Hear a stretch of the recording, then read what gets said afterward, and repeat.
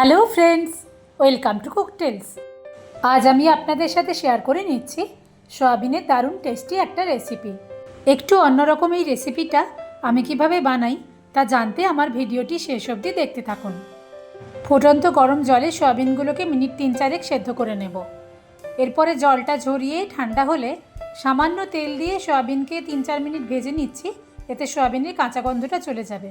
এবারে এই ভাজা সয়াবিনের মধ্যে দিয়ে দিচ্ছি টক দই, হলুদ গুঁড়ো, কাশ্মীরি লঙ্কা গুঁড়ো, জিরে গুঁড়ো, ধনে গুঁড়ো,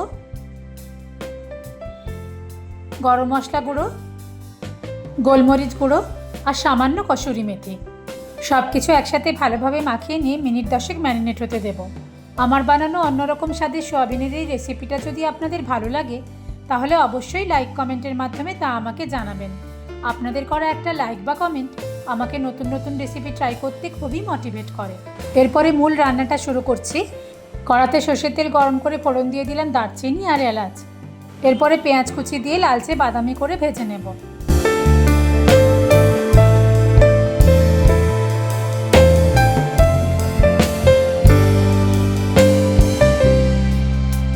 পেঁয়াজটা ভাজতে ভাজতেই দিয়ে দিচ্ছি আদা রসুন বাটা আর কাঁচা লঙ্কা কুচি।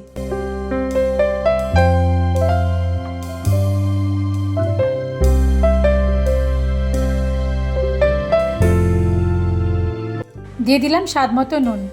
পেঁয়াজটা ভাজা হয়ে গেলে আর আদা রসুনের কাঁচা গন্ধটা চলে গেলে এর মধ্যে আগে থেকে ম্যারিনেট করে রাখা সয়াবিনগুলো দিয়ে দেব। ভালোভাবে কষিয়ে নিচ্ছি।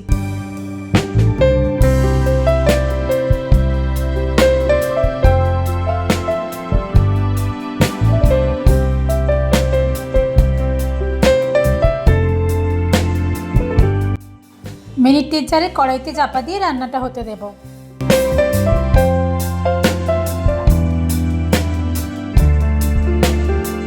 এরপরে দিয়ে দিলাম পরিমাণ মতন জল।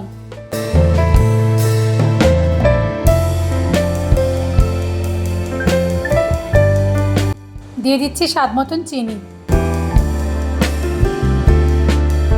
গ্রেভিটা মাখা মাখা হয়ে এলে এর মধ্যে কসুরি মেথি আর গরম মশলা গুঁড়ো দিয়ে মিশিয়ে নিয়ে গ্যাসটা বন্ধ করে দেব।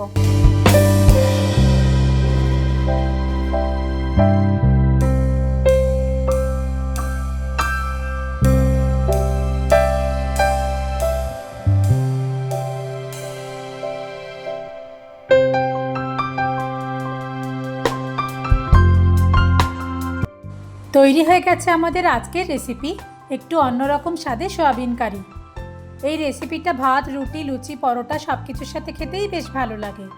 রেসিপিটা আপনাদের কেমন লাগলো কমেন্ট করে অবশ্যই জানাবেন।